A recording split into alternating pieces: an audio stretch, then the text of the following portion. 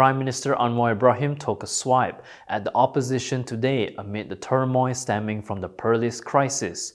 Earlier, several Bersatu leaders, including its president, Muhyiddin Yassin, had resigned from their position in Perikatan Nasional. Stay tuned to this and more on KiniNews.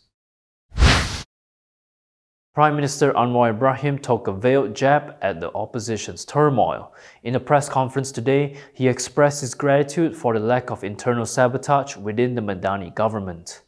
Saya syukur Alhamdulillah kerana muafakat kerajaan perpaduan Madani itu lebih mantap, lebih ikhlas dan tidak ada usaha sabotage, khianat seperti yang berlaku di kalangan rakan-rakan lain.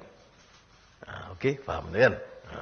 He also spoke on his visit to Yang di-Pertuan Agong Sultan Ibrahim Sultan Iskandar at the Johor Palace, where they discussed the government's tough stance on corruption. Anwar said his administration had spared neither friend nor foe, pointing out that action had been taken against members of his government, including those in his own office. He stressed that government's main policy is to eliminate corrupt practices and enact principles of good governance. Muhyiddin Yassin has stepped down as chairperson of Perikatan Nasional effective January 1st. In a statement issued this morning, Muhyiddin thanked PN leaders for their support over the past 5 years and wished all component parties and leaders continued success. He did not provide a reason for his resignation. Muhyiddin's resignation comes amid escalating tensions between PAS and Bersatu following a move by Bersatu leaders in Perlis that led to PAS losing control of the state government. In the aftermath, PAS leaders have threatened either to leave PN and form a new alliance with UMNO or to seek control of the coalition's leadership. Commenting on the resignation, PAS Information Chief and Pasir Mas MP Ahmad Fali Shari described Muhyiddin's decision as a smart and appropriate move at a time when PN needs renewed momentum ahead of the 16th general election. He added that PAS would submit a candidate to lead the coalition, though it may not necessarily be party president Abdul Hadi Awang. He said it won't necessarily be the party president, but an individual who inspires confidence and can harness the strengths of PN parties. From now on, you can also listen to KiniNews on Spotify and Apple Podcasts. Scan the QR code on the screen to follow us. Meanwhile, Azmin Ali announced that he will be resigning as Perikatan Nasional Secretary General effective January 1st, 2026. In a Facebook post, Azmin said he noted that his appointment as Secretary General falls under the authority of the PN chairperson. As such, he decided to step down from the position. The Selangor opposition leader also said he would relinquish his role as Selangor PN chairperson with effect from the same date. Azmin expressed his appreciation to all parties for their cooperation and support during his tenure. Earlier, former Johor Menteri Besar Dr. Sarudin Jamal also announced his resignation as Johor PN chairperson. In a Facebook post, Sarudin alluded to past incidents in which Bersatu lost the Prime Minister's post, as well as the Menteri Besar positions in Johor and Perak. However, in both cases, it was UMNO, not PAS, that moved to take over from Bersatu. Following this, Bersatu Vice President Ahmad Faizal Azumu also announced his resignation as Perak Perikatan Nasional chairperson effective January 1st. Faizal said his decision was based on the same grounds cited by other leaders, noting that his appointment as State PN chairperson was a prerogative of PN chairperson Muhyiddin Yassin. He expressed his highest appreciation to PN leaders and component party members in Perak for their cooperation, support, and trust during his tenure. In a similar move, Negeri Sembilan PN chairperson Muhammad Hanifa Abu Bakar has also stepped down from his post.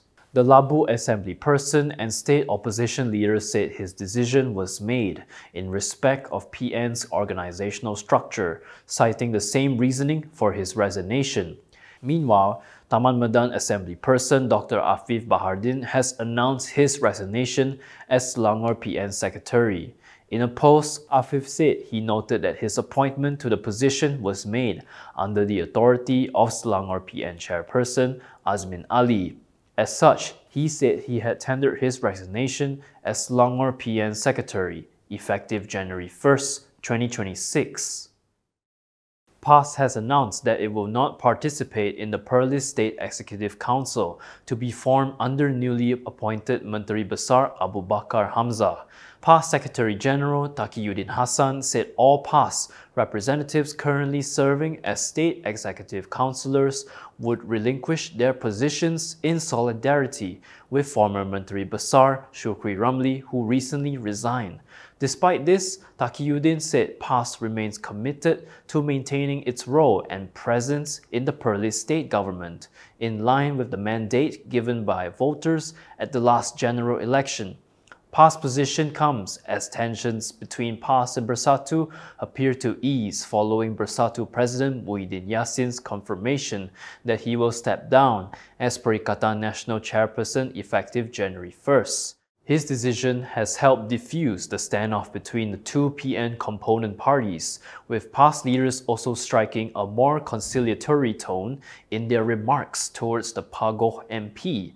On December 28, Abu Bakar, the Kuala Perlis Assembly Person, was appointed as the new Menteri Besar, replacing PAS Shukri Ramli, who stepped down due to health reasons. Shukri's resignation came amid an attempted power grab involving Bersatu and 3 PAS Assembly Persons.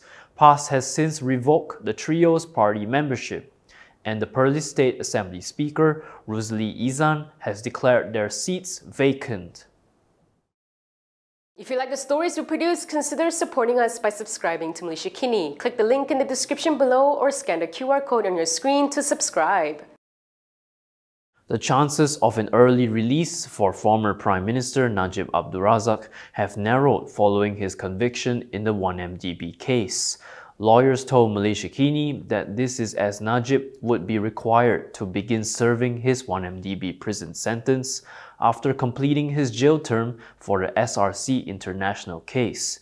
Lawyer Naran Singh explained that because the SRC and 1MDB cases are separate, the sentences would run consecutively rather than concurrently.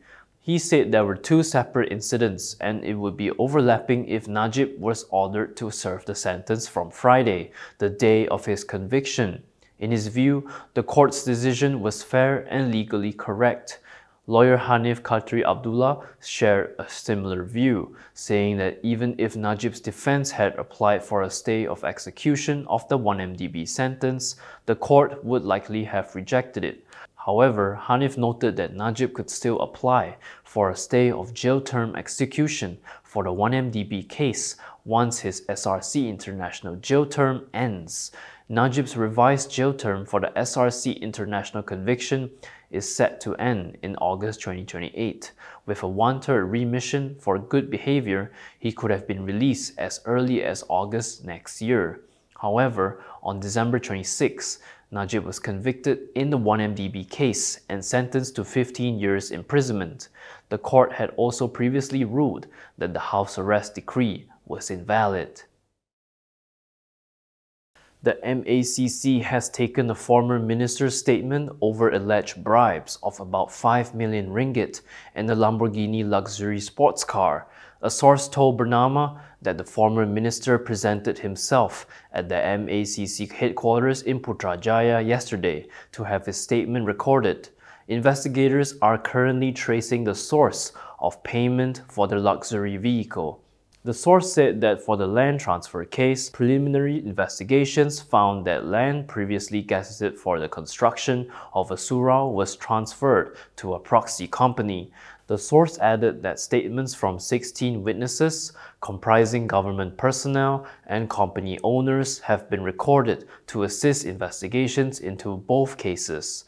Meanwhile, MACC Chief Commissioner Azam Baki reportedly said that an investigation has been opened under Section 16 of the MACC Act 2009, and that so far no asset seizures or account freezes have been carried out.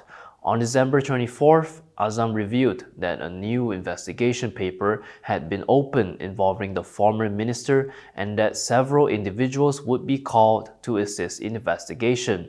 According to reports, the politician in question reportedly served as a minister before the COVID-19 pandemic. And that is all from me today. For more stories, you can go to kinitv.com. You can also follow us on Instagram, X, YouTube, and Facebook for the latest news updates. I'm John. Thanks for watching.